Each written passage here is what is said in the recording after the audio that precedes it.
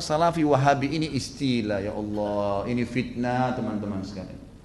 Ini fitnah. Dari mana istilah Wahabi ini? Dari mana istilah Salafi ini? Ini fitnah. Setiap sebagian teman-teman kita yang berpegang pada sunnah Nabi SAW sering mengatakan kita kembali kepada pemahaman salaf. Pemahaman salaf maksudnya sahabat. Salaf itu orang terdahulu. Dikatakan pesantren salafiyah, pesantren yang dulu tradisional, gitu kan? Jadi itu pemahaman kembali kepada salaful ummah. Hanya itu. Begitu dikatakan kembali kepada salaf sahabat, oh ini kelompok salafi namanya. Nisbatkan. Dari mana ini penisbatan ini, gitu kan? Kemudian Wahabi. Apa Wahabi ini? Dari mana istilah ini? Ini keluar dari mulut orang-orang yang tidak bertanggung jawab. Kalau kita lihat cirinya orang Wahabi, yang dianggap Wahabi orangnya berjenggot, jalankan sunnah Nabi. Kalau sholat ke masjid, istrinya pakai tutup aurat. Ya, di rumahnya jauh dari perbuatan dosa. Ini nih kelompok nih. Diolok-olok Wahabila. Saya pernah dimasukkan dalam grup, gitu kan? Saya lihat semuanya disatuin, teman-teman dari semua ormas ada, termasuk nama saya masuk di situ. Banyak, mungkin ada 80 atau 100 orang ustadz, kiai dan seterusnya. Baru saya masuk di situ saya sudah baca. Ah, ini banyak ustadz-ustadz Wahabi, dimain-mainin gitu, tulisannya pakai O. Wahabila ini. Oh, ini Wahabi ini suka tolak salawat, suka tolak zikir, suka tolak doa. Saya berpikir kalau saya mau tanggapin, ini 80 orang, 100 orang di situ, kemudian akan habis waktu saya menyita di situ. Sudahlah, saya keluar, minta maaf, saya nggak ada urusannya di sini, saya keluar. Karena yang bilang orang-orang yang pernah belajar di Saudi teman-teman benci sama zikir itu siapa? Anda yang fitnah itu. Gimana caranya? Orang yang belajar di Madinah, di Masjid Nabawi, di Mekah, zikir kepada Allah. Bahkan mereka paling banyak zikirnya kepada Allah. Mereka paling banyak zikir, tapi zikirnya pakai adab, nggak teriak-teriak, gitu kan? Nggak karang-karang. Apa yang Nabi SAW ajarin itu yang disebutin. Adab sama Allah, subhanallah, subhanallah. Dilakukan, bukan tidak dilakukan. Tapi tidak ada subhanallah, alhamdulillah. Dibayangkan main-main, Allah hu, apa ini? Ini apa ini? Ini kalau zaman Umar sudah diketuk semua kepalanya nih. Ngarang-ngarang gitu kan. Oh ini benci sama doa. Siapa yang bilang benci doa teman-teman sekalian? Antum nggak dengar tuh bagaimana Syekh Sudes berdoa sampai hampir 1 jam kalau sholat kunut. Itu dikatakan tuh, itu pentolannya Wahabi katanya. Baik berdoa kunut 1 jam sampai orang semua pada menangis seluruh dunia, antum bilang itu Wahabi. Ini subhanallah ini. Benci doa itu namanya ajib. Sesuatu yang aneh gitu. Bagi saya tuduhan-tuduhan yang tidak beralasan sama sekali. Nggak beralasan nih. Yang penting dari Saudi Wahabi, gitu kan. Saya sampai waktu mau berangkat ke Saudi, awal saya mau belajar tahun 90, teman-teman ayah saya sempat titip pesan dari kota Makassar, Khalid, nanti kamu ke Saudi, ambil ilmunya tapi jangan jadi Wahabi. Baik, saya berangkat 6 bulan pertama teman-teman sekalian, semua guru yang masuk saya ketakutan lihat. Ini Wahabi nih. Apa ini Wahabi nih? Mau yang menakutkan ini. Karena wanti-wanti begitu.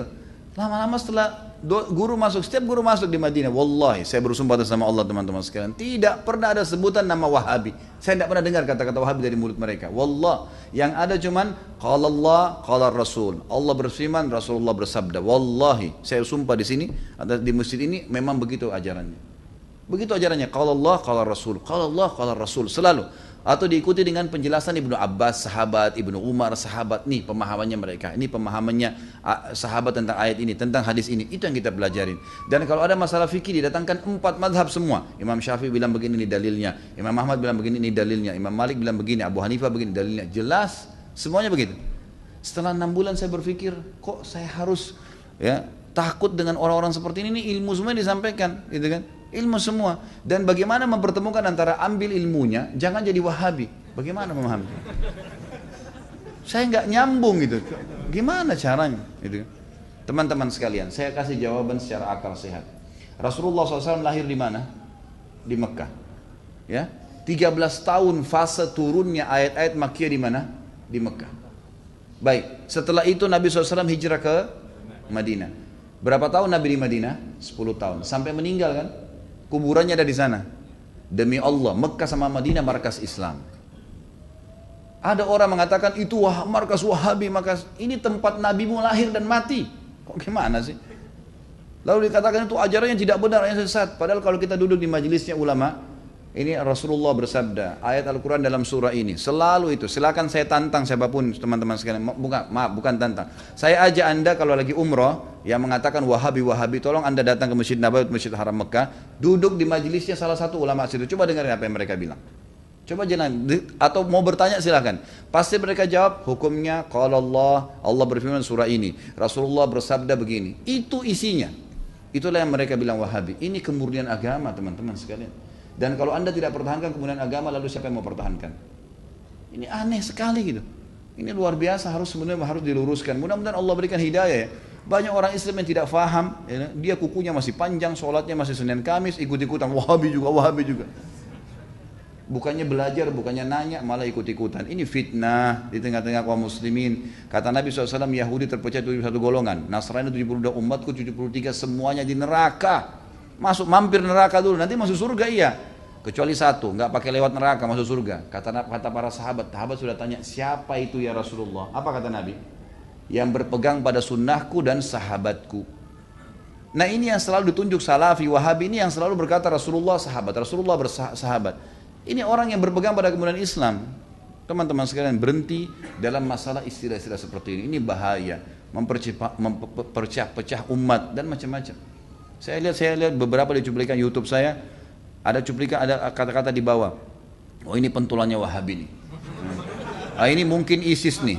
Nah ini mungkin ini nih. Ini mungkin ini nih. Padahal orang itu tidak kenal saya. Bagaimana pertanggungjawaban dia hari kiamat di depan Allah?